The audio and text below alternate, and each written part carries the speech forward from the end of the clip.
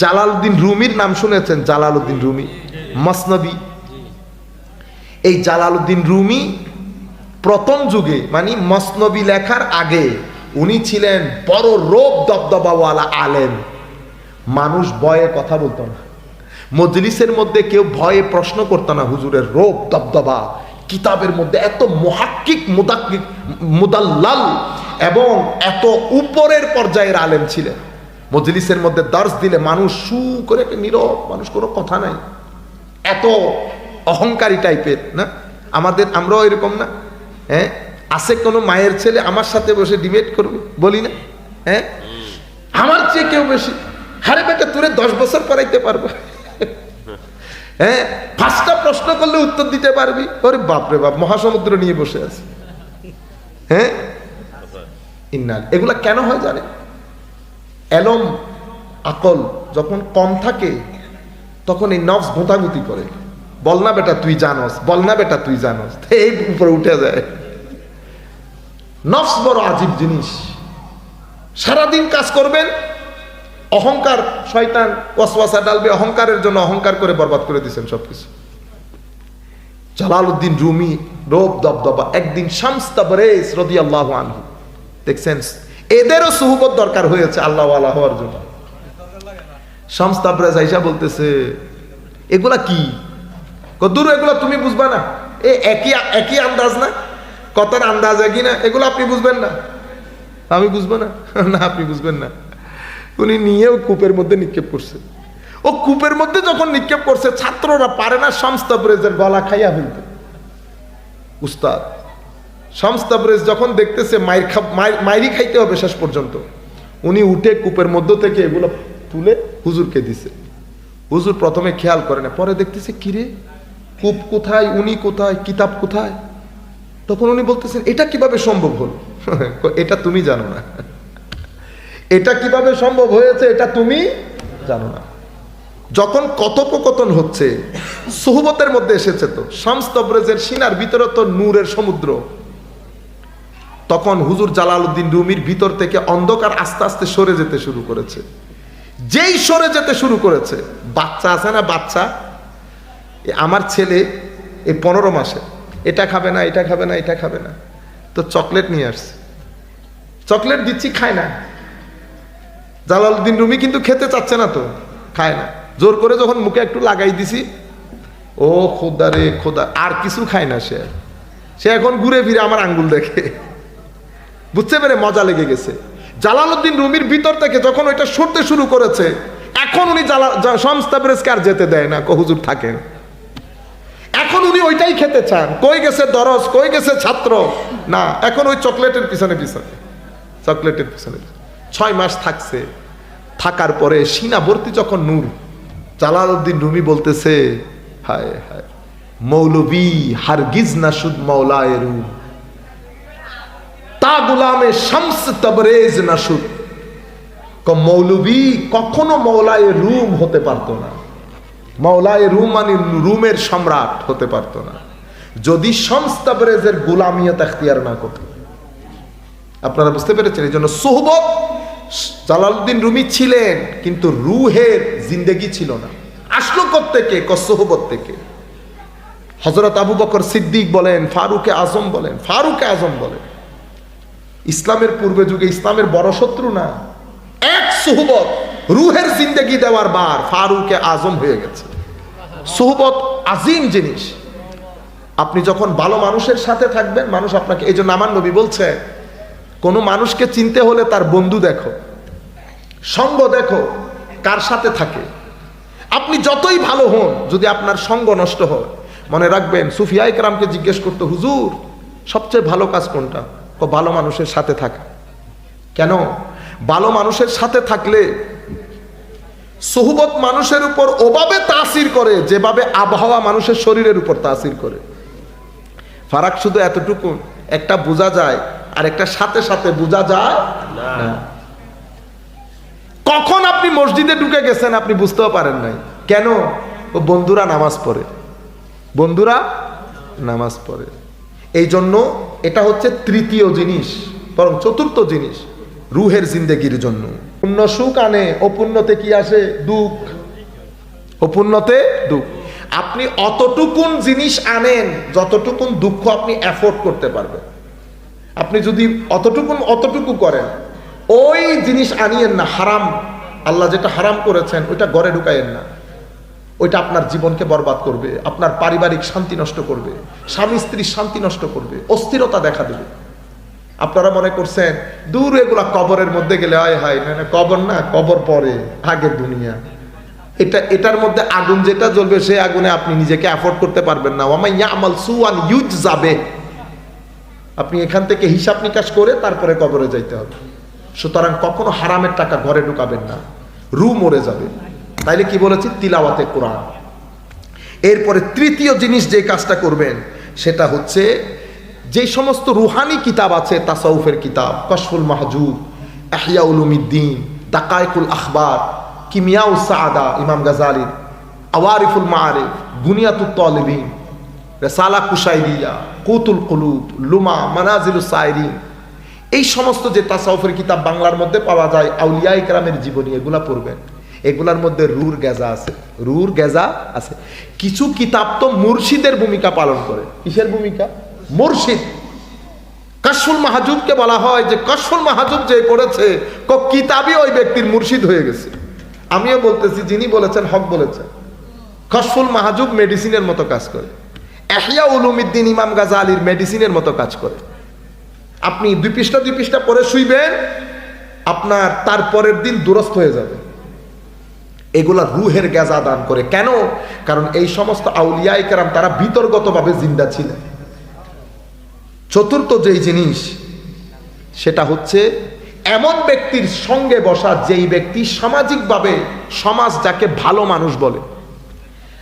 আমি যদি আরো সহজ কথাই বলি, আল্লাহওয়ালা, সত্যিকার অর্থে যারা আল্লাহওয়ালা তাদের সঙ্গের মধ্যে বসবেন। তাদের সঙ্গের মধ্যে, তাদের সিনার মধ্যে নূর থাকে। তাদের সাথে বসলে আপনার জীবন পরিবর্তন হবে। জীবন পরিবর্তন হওয়া মানে কি? আমরা সবাই বলি না লাইফ চেঞ্জ হয়ে গেছে। এটার মানে কি? এটার মানে হচ্ছে আপনার জীবনের প্রায়োরিটি পরিবর্তন হয়ে যাবে। আগে আপনার জীবনের প্রায়োরিটি ছিল দুনিয়া, এখন হয়ে গেছে আখেরা। আপনার জীবনের সামগ্রিক চাওয়া পাওয়ার মধ্যে পরিবর্তন আসবে। প্রত্যেক কিছুর সাথে আল্লাহ আল্লাহ রসুল জড়িত হয়ে যাবে। আমার আল্লাহ নারাজ হয়ে যাচ্ছে, আমার নবী যদি নারাজ হয়ে যায়। একজনকে একটা বড় কথা বলে ফেলেছেন, হাই খোদা, রাত্রে পর্যন্ত অপেক্ষা করতেছেন, সকালে গিয়ে কখন সরি বলবেন। এই যে আপনার জীবনে সরি বলার প্রতি একটা দুঃখিত বলা, মাফ করে দেন বলা, এই যে একটা চাহত চাহিদা, এটা কি কারণে হয়েছে? ওই সৎসঙ্গের কারণে, সুহবতের কারণে। যারাই বড় হয়েছে সুহবতের কারণে হয়েছে। এরপরে জিক্রি ইলাহির ক্ষেত্রে একটা হাদিস বলি আপনাদের জন্য সুবিধা হবে। আমার নবী সাল্লাল্লাহু আলাইহি ওয়াসাল্লাম ইরশাদ করেছেন, আন্না রাসূলুল্লাহ সাল্লাল্লাহু আলাইহি ওয়াসাল্লাম قال من دخل سوقا من الاسواق فقال لا اله الا الله وحده لا شريك له له الملك وله الحمد يحيي ويميت وهو على كل شيء قدير كتب الله له الف حسنة ومحى عنه الف سيئة। এই জন্য আমার নবী ইরশাদ করেছেন, পৃথিবীর সবচেয়ে খারাপ জায়গা বাজার। আমি আগে চিন্তা করতাম বাজার খারাপ জায়গা হবে কেন? ওখানে তো একটা দেশের অর্থনীতি সচল থাকে। পরে দেখলাম আমার নবী আসলে অর্থনীতির দৃষ্টিকোণ থেকে বলেন নাই, আমার নবী সুহবতের দৃষ্টিকোণ থেকে বলেছে। বাজারের মধ্যে 70 ধরনের মানুষ থাকে। এই মানুষগুলোর মধ্যে কে কোন সুহবতের আপনি জানেনও না। আপনি বাজার ঘুরে এসেছে, আপনার শার্টে যেমন ময়লা পড়েছে ভিতরেও ময়লা পড়ে গেছে। সাদা শার্ট পরে গেছেন না বাজারে, আস্তে আস্তে ময়লা পড়তে কিন্তু দেখেন নাই। যখন ঘরে আসছেন তখন দেখতেছেন কলার কালো হয়ে গেছে। ইন্না লিল্লাহ, এখন পরে গেলাম। তাইলে বোঝা যাচ্ছে আবহাওয়ার মধ্যে ময়লা আছে যেটা দেখা যায় না। তো আবহাওয়া থেকে ময়লা যেমন শার্টে পড়ে, সুহবত থেকে ময়লা তেমন কলবের মধ্যে পড়ে। সেই কারণে দেখবেন আপনার নামাজের স্বাদ নষ্ট হয়ে গেছে। আমার নবী সেই কারণে বলছেন, তুমি যখন বাজারে যাবা তখন এই তাসবিহটা পড়বা, লা ইলাহা ইল্লাল্লাহ ওয়াহদাহু লা শারীকা লাহু লাহুল মুলকু ওয়া লাহুল হামদু ওয়া হুয়া আলা কুল্লি শাইইন কাদির। এটা বললে আমার নবী সাল্লাল্লাহু আলাইহি ওয়াসাল্লাম ইরশাদ করছেন, আমার আল্লাহ 1 লক্ষ সওয়াব দান করবে। সুবহানাল্লাহ, 1 লক্ষ গুনাহ ক্ষমা করে দেবে। সুবহানাল্লাহ। আও কামা ক্বালা নবী সাল্লাল্লাহু আলাইহি ওয়াসাল্লাম। তাহলে এগুলার মাধ্যমে রুহের সোয়াব মানে কি? সোয়াব হচ্ছে আপনার রুহের জিন্দেগি, রুহের মধ্যে জিন্দেগি চলে আসে।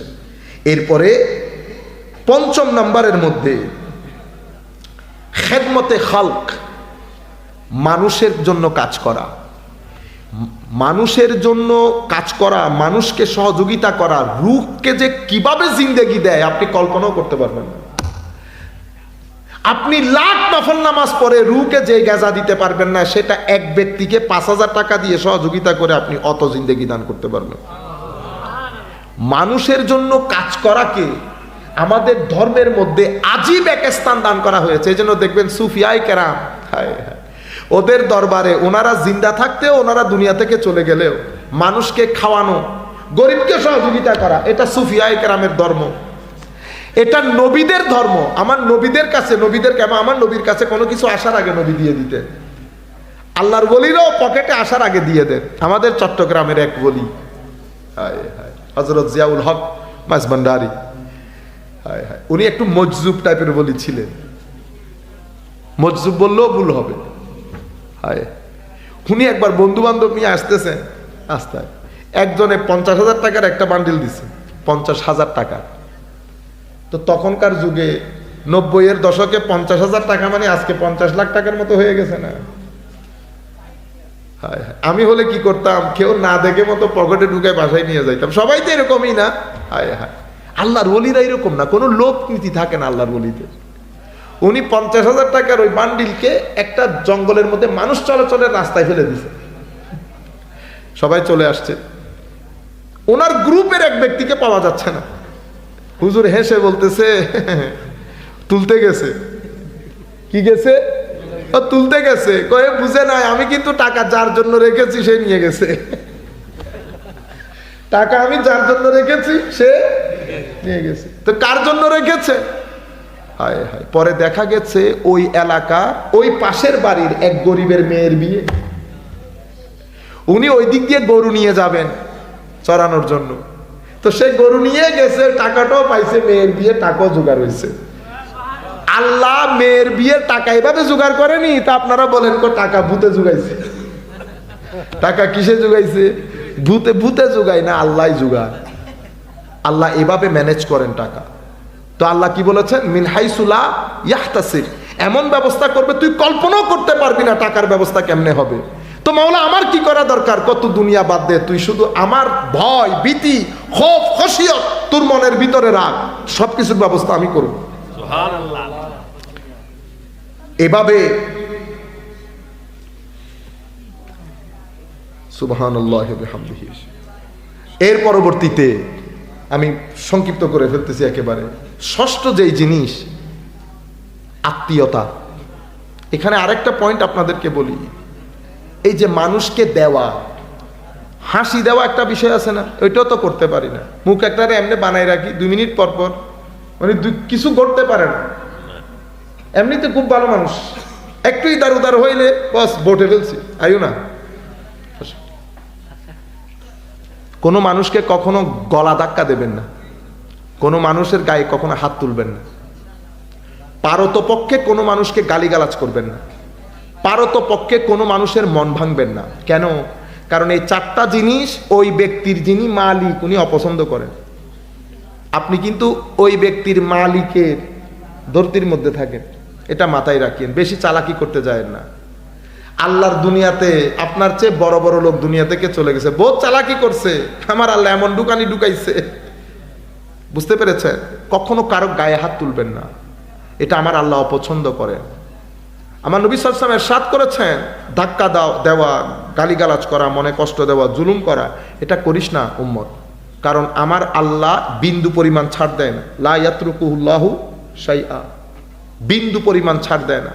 আর আমার আল্লাহ যখন ধরে, হাদিসে পাকের বর্ণনা হচ্ছে, আমার আল্লাহ দেরি করে কিন্তু ছেড়ে দেয় না। আল্লাহর ওয়াস্তে এই কাজ করবেন না। আর বাকি রয়ে গেল আমরা কি ফেরেশতা, আমরা গুনাহ করবো তো 100 বার গুনাহ করে আল্লাহর কুদরতির কদম ধরে পড়ে থাকবো, আমার আল্লাহ ক্ষমা করে দেবেন। আমার আল্লাহ নিজের পরিচয় করানোর সময় বলেছেন আর রহমান আর রহিম, দয়ালু বলছেন না? তো আমাদের জন্য এটাই আল্লাহর পরিচিতি। আমার এই কথা শোনার পরে আমার এক ভাই বলতেছে, আপনারা এগুলা বলে বলে মানুষ থেকে জাহান্নামের ভয় তুলে ফেলতেছে। আল্লাহ জাহান্নাম বানিয়েছেন। ওরে বাপরে বাপ, বসেন বসেন। ও আমার মা বাবা বাংলাদেশে আপনাদের তিতাসে বলে না, তোরে যদি আজকে আই তুই ঘরে, তোর পিঠের চামড়া যদি আমি না তুলি আমি তোর মা না, বলে নাই? তো তিতাসের কি সব ছেলের পিঠের চামড়া উঠানো আছে? এই পর্যন্ত পৃথিবীর কোন মা তার ছেলের পিঠের চামড়া তুলছে? তুলে না। কেন বলছে? জায়গায় থাকার জন্য, লাইনে থাকার জন্য। আমার আল্লাহ জাহান্নামের ভয় দেখাইছে লাইনে থাকার জন্য। ঠিক আছে, আমি আমি ভয় যদি পাই তো আমি পাবো, আমি আল্লাহকে ভয় পাবো, ঠিক না? কারণ স্রষ্টার সৃষ্টির মধ্যে আমার চেয়ে বড় সৃষ্টি কেউ নাই, আসেনি? নাই। আমি যদি ভয় পাই তো আমি আমার নিচের সৃষ্টিকে কেন ভয় পাবো? আমার নিচের সৃষ্টি না জাহান্নাম? আমি না বড় আফদল, তো আমি আমার নিচেরটাকে ভয় পাবো না। আমি পাইলে আমাকে যিনি বানিয়েছেন ওনাকে ভয় পাবো। জাহান্নাম থেকে বেঁচে থাকবো, জাহান্নাম থেকে বেঁচে থাকবো। রয়ে গেল ভয়। ভয় তো আমার আল্লাহ, ভয় আমার আল্লাহ। যাই হোক, আত্মীয়তা রক্ষা করা, আত্মীয়তা রক্ষা করা এটা রুহের গেজা। মনে রাখবেন, যদি আপনি আত্মীয়তার সম্পর্ক ছিন্ন করেন আপনার রূহ মরে যাবে। আমার নবী সাল্লাল্লাহু আলাইহি ওয়াসাল্লাম এই জন্য বলেছেন কাতিউর রাহম মালউন, আত্মীয়তার সম্পর্ক ছিন্নকারী অভিশপ্ত বলেছেন আমার নবী। এর পরবর্তীতে আল্লাহর সফর করে আমরা বিভিন্ন জায়গা দেখি না? আমরা লইলে ঠিক আছে, কোন অসুবিধা হচ্ছে?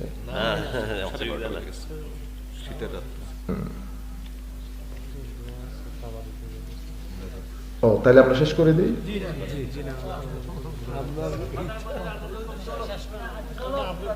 আমি তো আপনাদেরকে বলছি আমার শেষের দিকে আমি আমার মতো করে শেষ করে দেব। আপনারা যদি বারবার আমাকে টাইম স্মরণ করিয়ে দেন তাহলে তো ঝামেলাপূর্ণ বেটা।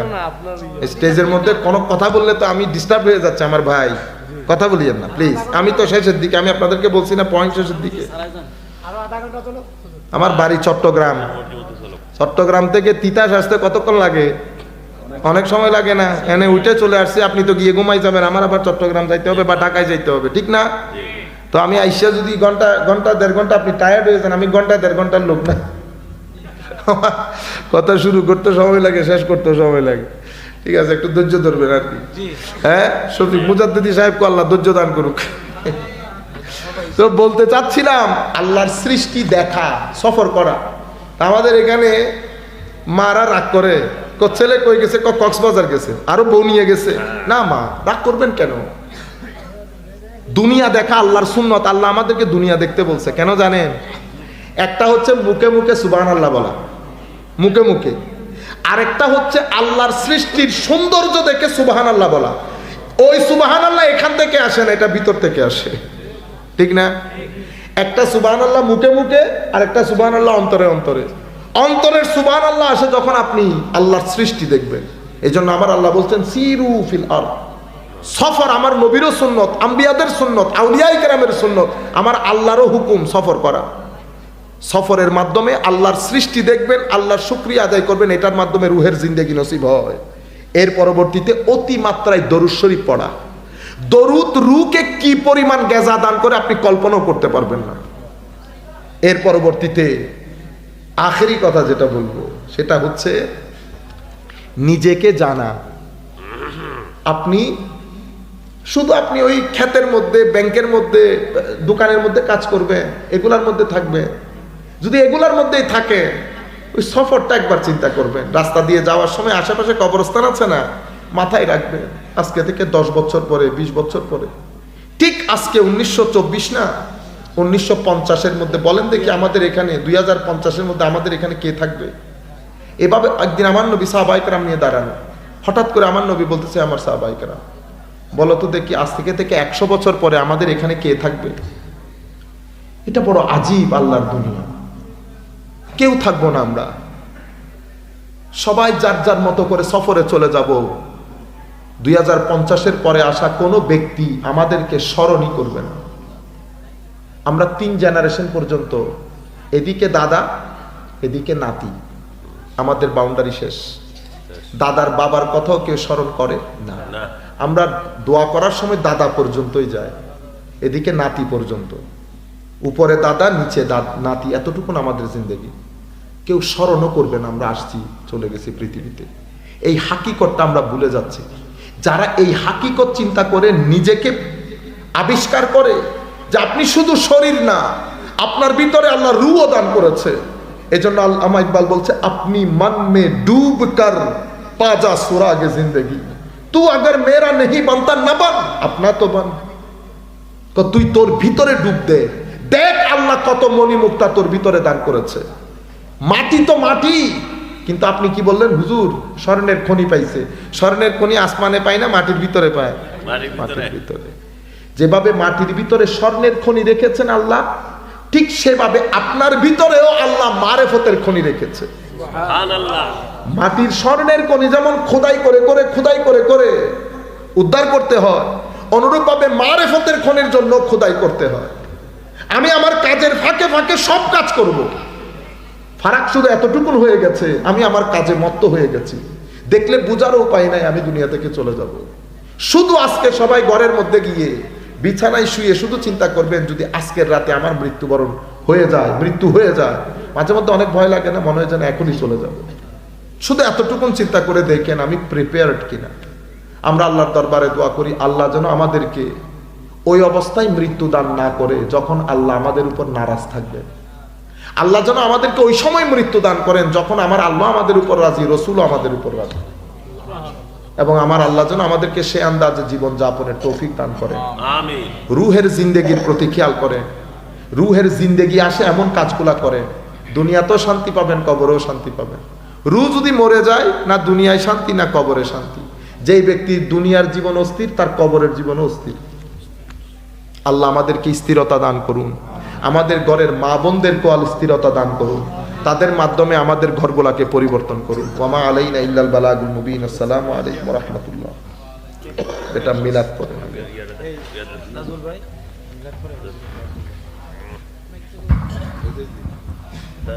নাজুল ভাই। أعوذ بالله من الشيطان الرجيم. بسم الله الرحمن الرحيم. ولما تم من حمله صلى الله